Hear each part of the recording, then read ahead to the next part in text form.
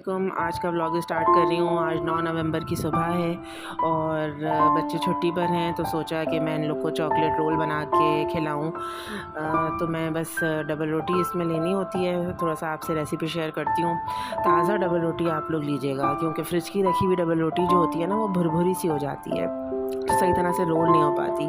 तो आपने बस बेलन से उसको चपटा कर लिया, रोल कर लिया। फिर उसके ऊपर कोई भी चॉकलेट स्प्रेड आपके पास हो, नटेला हो या हेज़लनट का हो, चोको ब्लेस हो, कोई भी हो, वो आपने लगा के उसको रोल कर लेना है। रोल करने के बाद आपने घर में अब आजकल तो सबके पास ही ग्रिल पैन मौजूद होते हैं, तो ग्रिल पैन को बटर कर लें अच्छी तरह से, और फिर उसके बाद सारे रोल्स जो है ना उसके ऊपर रख दें। एक साइड में ग्रिल मार्क्स आ जाएं तो साइड पलट दें। चारों तरफ से भी कर सकते हैं आप इस तरह से। तो बहुत मज़ेदार से क्रिस्पी से ये रोल्स तैयार होते हैं और मेरे बच्चों को बहुत अच्छा लगा। लंच में मैं असल में दे नहीं पाती, क्योंकि सुबह का टाइम बहुत ही कट टू कट होता है बच्चों का ना। वैसे भी फ़जर देर से होने लगी है, तो फ़जर के फ़ौरन बाद ही समझो बच्चों की तैयारी शुरू हो जाती है, तो फिर वो मुश्किल हो जाता है सुबह को इस तरह का लंच बनाना। तो मैंने आज छुट्टी वाले दिन ये बनाया है। अगर किसी के पास ग्रिल पैन नहीं है तो वो नॉर्मल फ्राई पैन में भी इसको कर सकता है। तो वो दोनों तरफ से जब सिक जाएँ तो बड़े अच्छे से क्रिस्पी से हो जाएं, तो वो सर्व करने के लिए तैयार हैं, खाने के लिए। तो ये आप इस तरह से देखें, इसको दोनों तरफ से आपने वो कर लेना है, और जब दोनों तरफ से ग्रिल मार्क्स आ जाएं तो फिर बच्चों को खिलाएं। बच्चे बहुत शौक़ से ही खाते हैं। मेरे बच्चों ने तो माशाल्लाह से खूब सारे खाए। ये देखें, ये है इसकी फ़ाइनल लुक। तो फिर उसके बाद 1 बजे से तो मैच शुरू हो जाना था, तो फिर हम लोगों ने मैच देखा। पाकिस्तान अल्हम्दुलिल्लाह जीत गया। बहुत ही खुशी की बात थी कि बिल्कुल डिस्क्वालीफाई होते होते पाकिस्तान फ़ाइनल में पहुंच गया, सबकी दुआओं से अल्हम्दुलिल्लाह। तो मैच के बाद फिर मैंने सोचा मगरिब की नमाज़ पढ़ के कि आयशा की कुछ विंटर की शॉपिंग कर लूँ, क्योंकि आयशा के स्कूल में यूनिफ़ॉर्म नहीं है, तो मुझे बहुत मुसीबत होती है, बहुत मुश्किल होती है। मुझे घर के कपड़े, बाहर के कपड़े, स्कूल के कपड़े सब अलग अलग करके रखने होते हैं।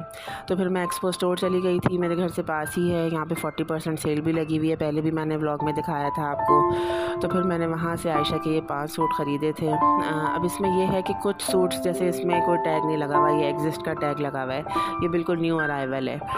तो लेकिन कुछ सूट्स ऐसे होते हैं जिसमें टैग लगा हुआ होता है माइनर डिफेक्टेड का या माइनर डिफेक्ट का।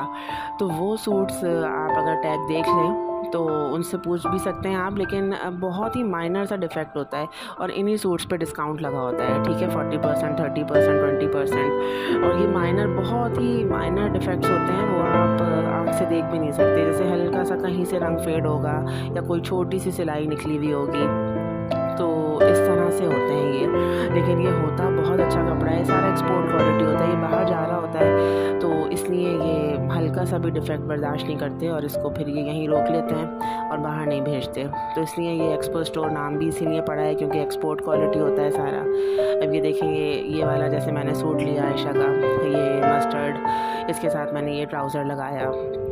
अलग अलग मैंने मैच किया, शर्ट अलग ली और ट्राउज़र अलग लिया। ये भी माइनर डिफेक्टेड है, ये देखें, इसके ऊपर भी माइनर डिफेक्टेड लिखा हुआ है, माइनर डिफेक्ट है। तो बस ये इस तरह से हैं, लेकिन ये होते माशाल्लाह बहुत अच्छे हैं। और ये तकरीबन आयशा 2 सर्दियों में पहन लेती है अगर बड़े साइज़ के हों तो मैंने ये सारे लिए हैं। अगर आप अगर वहाँ के सेल्समैन से भी पूछें ना, तो वो भी इसका डिफ़ेक्ट नहीं बता पाएंगे आपको कि इतने हल्के फुल्के से डिफ़ेक्ट्स होते हैं इसके अंदर, लेकिन कपड़ा बहुत शानदार होता है, बहुत बेहतरीन सूट्स होते हैं। तो ये देखें कि मैंने ट्राउज़र लिया और ये इसका एक ये शर्ट थी इस तरह से फ़िरोज़ी सी, तो मुझे अच्छी लगी, मैंने ये भी ले लिया। तो मैंने फिर ये शॉपिंग करी। फिर ये शॉपिंग करके मैं घर आई तो चाय वाय पी के फिर पाकिस्तान की खुशी को सेलिब्रेट करने के लिए कि क्रिकेट टीम हमारी फ़ाइनल में पहुंच गई, हमने ब्रोस्ट का इरादा किया कि ब्रोस्ट तलते हैं बच्चों के लिए, घर वालों के लिए। तो मैंने फ्रेंच फ्राइज़ तले और ब्रोस्ट तला, हाँ, ताकि घर ही में सेलिब्रेट करते हैं। तो ये फ्रेंच फ्राइज़ तल रहे हैं। फिर घर में असल में बाहर से अगर आप ब्रोस्ट मंगाएं तो बहुत ही महंगा पड़ता है और बच्चों का पेट भी नहीं भरता, इतना थोड़ा सा आता है, बरकत नहीं होती बाहर के खाने में बहरहाल। तो ये कुछ लोग चाट मसाले से खाते हैं फ्रेंच फ्राइज़, कुछ लोग केचप से, कुछ नमक से।